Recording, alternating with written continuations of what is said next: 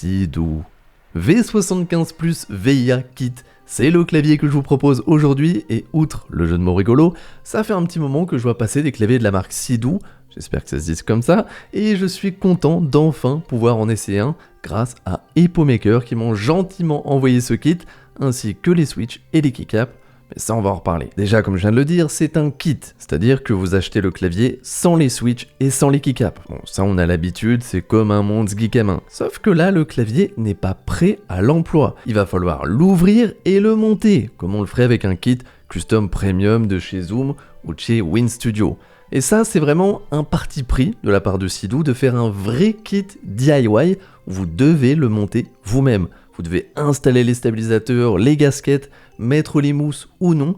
Vous aurez forcément plus de liberté qu'en achetant un kit de Monds Geek, mais ça demandera juste un petit peu plus d'effort avant de pouvoir l'utiliser. A savoir que Sidou fournit un set de stabilisateurs, mais attention, ils ne sont pas lubrifiés, donc il va falloir le faire vous-même. Parce qu'autant je trouve que lubrifier des switches aujourd'hui, bon, c'est pas obligatoire, mais utiliser des stabilisateurs non lubrifiés, c'est pour moi impossible si vous voulez pas vous retrouver avec un son de clavier vraiment horrible. Alors il se trouve que moi j'ai reçu un kit de lubrification avec le clavier, mais je pense que c'est un cadeau d'EpoMaker parce que sur le site ce n'est pas marqué dans la liste des produits, donc j'assume que vous devrez acheter vous-même de quoi lubrifier les stabilisateurs.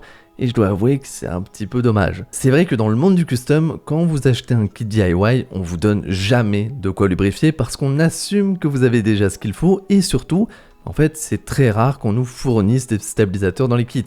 Sauf que là, on nous en fournit et ils sont pas du tout lubrifiés. Donc je trouverais ça sympa quand même de donner au moins un petit pinceau et un tout petit pot de lubrifiant. C'est pas beaucoup demandé et au vu du prix de ce kit, pour moi, ça serait faisable. Et au passage, si jamais vous voulez des conseils pour lubrifier vos stabilisateurs ou même vos switches, je vous renvoie à ces vidéos que j'ai fait sur le sujet. Partons maintenant du principe que c'est fait. Voilà, vous avez complètement lubrifié vos stabilisateurs. Maintenant, il faudrait les mettre sur le PCB. Et si je dis il faudrait, c'est que j'ai un petit doute à cause de cette feuille plastique là transparente. Parce qu'elle recouvre tout le PCB, même les trous pour les switches et les stabilisateurs. Et c'est étrange, mais ça me rappelle le clavier de Cyril, où j'avais eu le même souci, et on en avait conclu que c'était une feuille de protection du PCB qui avait dû être oubliée avant de monter le clavier, et j'aurais tendance à penser qu'ici, c'est la même chose. Sauf que j'ai demandé à mon contact chez EpoMaker, et il m'a répondu que c'est une feuille PET sheet, donc un plastique spécial qui sert normalement à améliorer le son du clavier. Je vous avoue que j'ai quand même un petit doute, parce que j'ai déjà eu beaucoup de claviers qui utilisaient le même type de plastique, et normalement c'est pas du tout collé au PCB, c'est beaucoup plus rigide. Et surtout, en fait, ça ne bouge pas les trous pour les stabilisateurs.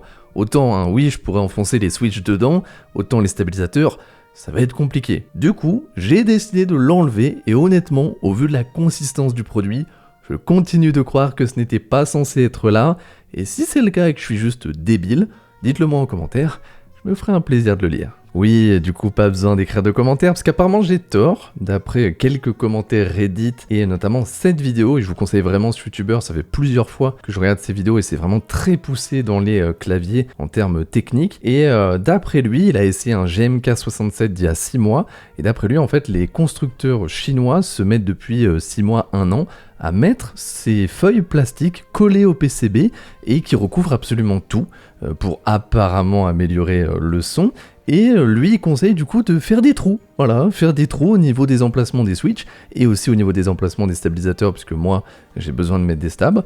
Donc théoriquement, voilà, faudrait que nous-mêmes on aille faire les trous pour pouvoir mettre nos stabs et nos switches. Je vais être honnête, oui j'ai tort, mais je trouve que c'est complètement con et j'aimerais qu'on arrête de faire ça parce que c'est pas à l'utilisateur de venir aller faire des trous avec un cutter pour pouvoir placer ses stabilisateurs et ses switches. Je veux dire, sur les customs un petit peu plus haut de gamme, et pourtant celui-là est déjà cher, on a des feuilles en plastique, mais qui sont un peu plus rigides et qui sont pas collées au PCB, et surtout qu'on les trous. Donc là, c'est juste les constructeurs chinois qui n'ont pas envie de faire les trous à notre place, et qui nous disent de nous démerder, en gros. Je trouve ça un petit peu dommage, donc voilà. Oui, c'est apparemment fait exprès, vous pouvez laisser la feuille si vous le voulez. Moi honnêtement je la laisserai pas, je vais pas me faire chier à faire 64 trous et pour pouvoir mettre les switches et les stabs. Donc voilà, c'est au moins on a la réponse, apparemment. Encore une fois, personne n'a la source sûre, mais apparemment ce serait entre guillemets normal. Et en plus, sans le plastique, on peut apprécier la beauté de ce PCB qui n'est pas RGB. Je le dis dès maintenant et je sais que j'ai déjà perdu 50% de l'audience, mais c'est comme ça. Sachez qu'au moins il est flex cut, tout comme la plate en polycarbonate qui va se placer par-dessus. Et je l'ai dit dès le début, le clavier est en gasket mount, donc normalement, le tout combiné devrait donner un clavier avec pas mal de flex, si on n'utilise pas toutes les mousses qui sont fournies, parce qu'il y en a pas mal. On en a une entre la plate et le PCB, une fine à placer sur le PCB, une autre au fond de la case. On a de quoi faire. Alors juste avant de refermer l'ensemble, je voulais vous montrer ces petits bouts de caoutchouc tout autour de la case qui, je pense, servent à faire un force break mode. C'est-à-dire qu'ils empêchent la partie haute et la partie basse de se toucher pour pas avoir un effet de ping métallique qu'on a sur certains claviers. Et ça fait plaisir de voir une implémentation de ce mode de cette manière. Par contre, petit bémol selon moi, le système de gasket, c'est simplement des bouts de mousse qu'on vient coller sur la case. Alors ça marche, hein, mais c'est quelque chose que j'avais pas vu depuis plusieurs années et sur des claviers bien moins chers. Aujourd'hui, on a quand même des meilleures façons de faire un gasket mount qui peut être réutilisé, enlevé et juste plus esthétique quand même. Et pour en finir avec l'intérieur, on voit la batterie de 3000 mAh puisque ce clavier possède la triple connexion. Clé 2,4 GHz, filaire, Bluetooth et je dois vous avouer dès maintenant que ce Sidou V75 Plus VIA Kit est pour moi le meilleur clavier custom existant à ce jour. Bon, ok, j'abuse un peu, beaucoup même, mais j'aurais presque envie de lui donner ce titre grâce à ceci. Oui, c'est un badge, mais pas n'importe quel badge, car si vous l'enlevez, vous découvrez un stratagème exceptionnel qui permet de ranger la clé 2,4 GHz, et ça, c'est fabuleux. Certains vont me dire que j'en fais trop, mais non, parce que depuis le début de cette chaîne, c'est la première fois qu'un clavier réussit à cacher astucieusement cette clé sans que ça gêne l'esthétique globale. Et j'espère vraiment voir ça sur tous les claviers. Parce qu'après avoir essayé celui-ci, je peux pas permettre à un clavier custom premium à 500 € de me donner la clé comme ça dans un sachet. Non, plus jamais. Alors maintenant, votre clavier est monté, c'est super, mais sans switch et sans touche, ça marche beaucoup moins bien. Donc de mon côté, j'ai reçu des KTT Baby White, qui sont des linéaires avec une force d'activation de 43 grammes, donc vraiment léger, et comme à mon habitude, je ne les ai pas lubrifiés. Honnêtement, je ne trouve plus l'intérêt de lubrifier les switches qui ont une aussi bonne lubrification d'usine.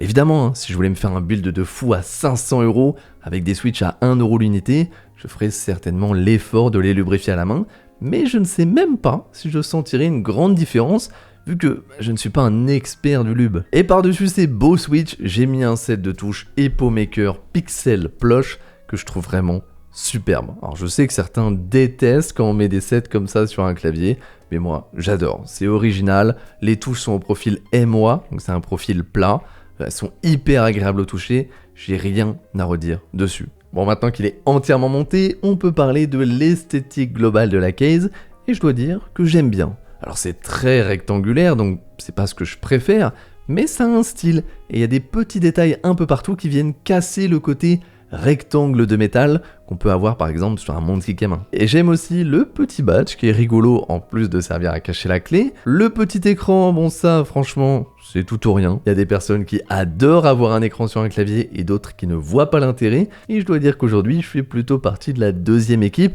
parce que sur le moment je trouve ça sympa hein, d'avoir l'heure comme ça accessible facilement. Mais en réalité je la regarde jamais sur l'écran, je continue de le faire sur le PC comme d'habitude.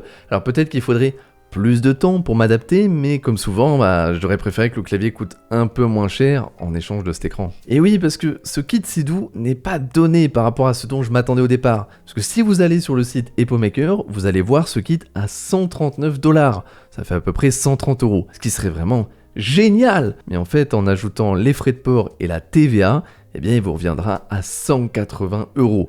Ce qui pour un kit DIY en aluminium compatible avec le logiciel VIA de bonne qualité, avec un petit écran, en fait c'est pas excessif. Faut se rappeler que c'est pas un gros bail, c'est un clavier qu'on peut acheter là tout de suite maintenant et le recevoir dans 1 à 2 semaines. Donc par rapport à ce qui se fait dans le custom, c'est cohérent. Maintenant c'est clair que dans cette gamme de prix, vous pouvez avoir un meilleur clavier si vous décidez de vous intéresser au gros bail et que vous êtes prêt à attendre quelques mois pour le recevoir. Et ça c'est vraiment deux choix complètement différents. Il n'y en a pas un meilleur que l'autre. Ce qui est sûr, c'est que si on me demande aujourd'hui un kit DIY sans fil en aluminium à 200 € maximum et disponible tout de suite, je pense que je conseillerais celui-ci sans problème. En plus, vous pourrez lui ajouter des switches et des keycaps de Akko, par exemple, le sponsor de toujours de cette chaîne. En plus, petite news, que dis-je, grosse news, le premier set de touches Akko en AZERTY est enfin disponible. En plus, il y a plein de petites références à la France. Je vous mets le lien dans la description comme d'habitude. Attention, hein, c'est un set ISO, donc ça marchera pas avec le Sidou, je préviens. Bon, je termine cette vidéo avec le test audio et je remercie au passage bien sûr Hippomaker pour l'envoi du clavier, des switches et des touches. Merci à vous et je vous retrouve dans la prochaine.